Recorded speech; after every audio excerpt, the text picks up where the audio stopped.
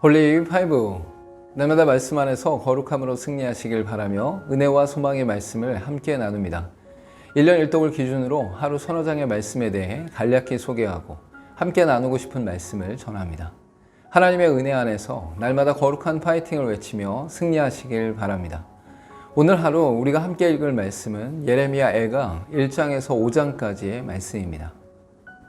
예레미야 애가는 예루살렘 성전이 파괴되는 것을 목도한 예레미야가 슬픔과 고통을 표현한 시의 내용입니다. 원래는 이 합체시라고 하는 방식으로 각 문장에 히브리어 알파벳이 순서대로 들어가도록 표현한 방식입니다. A에서 Z까지의 운율로 처음부터 끝까지 모든 슬픔을 담아놓은 내용으로서 절제된 감정의 슬픔을 표현하고 있습니다. 황폐해진 예루살렘, 하나님의 분노, 예레미야의 눈물, 예루살렘의 고난, 회복을 위한 기도가 담겨 있습니다.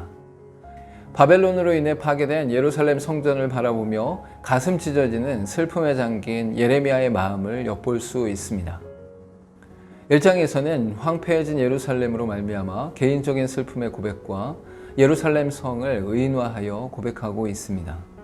먼저 예루살렘의 멸망을 바라보며 이스라엘 백성의 한 사람으로서 느끼는 슬픔을 고백하고 있습니다. 이어 예루살렘 성을 의인화하여 슬퍼하는 마음을 고백하며 여호와 앞에 죄를 자백하고 하나님의 의로우심을 고백하고 있습니다. 2장에서는 하나님의 진노로 패망한 예루살렘 앞에서 불순종하여 수치당함과 긍휼을 바라며 기도함을 말하고 있습니다. 먼저 예루살렘의 패망이 바벨론에 의한 것이 아니라 하나님의 진노 가운데 심판으로 인한 것임을 강조하고 있습니다. 이어 패망 속에서 참된 백성들은 회개할 것이고 하나님의 말씀에 불순종한 자들은 수치당함을 말씀합니다.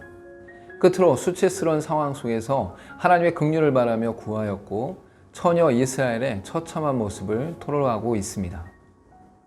3장에서는 예레미야의 눈물 가운데 하나님께 소망을 두면서 유다 백성들의 회개를 촉구하고 탄식하며 심판을 요청합니다. 먼저 예레미야의 눈물과 간구의 내용으로 유다 왕국에 임한 하나님의 진노로 인하여 슬퍼하는 내용입니다.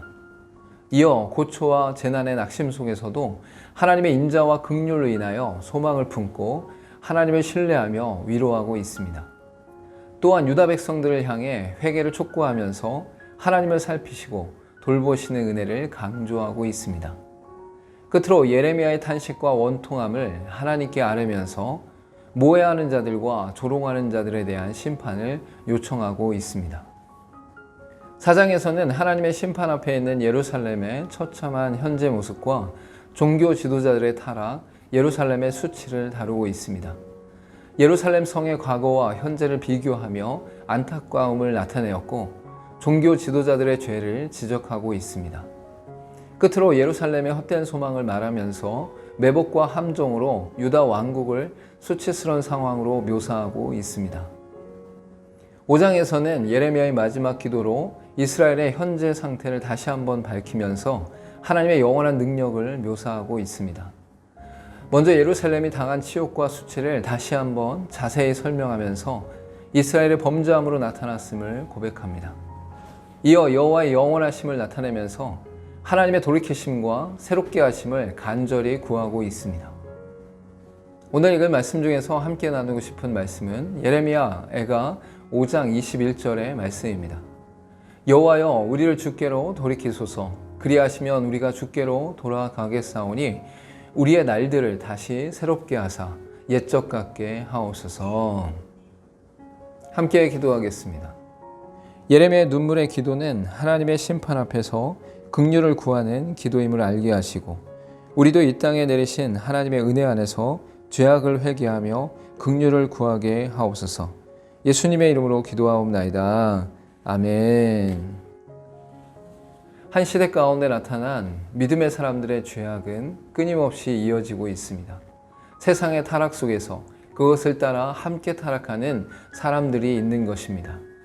이때에 예레미야 눈물과 같이 우리도 함께 눈물로 기도하며 하나님께 엎드려야 합니다.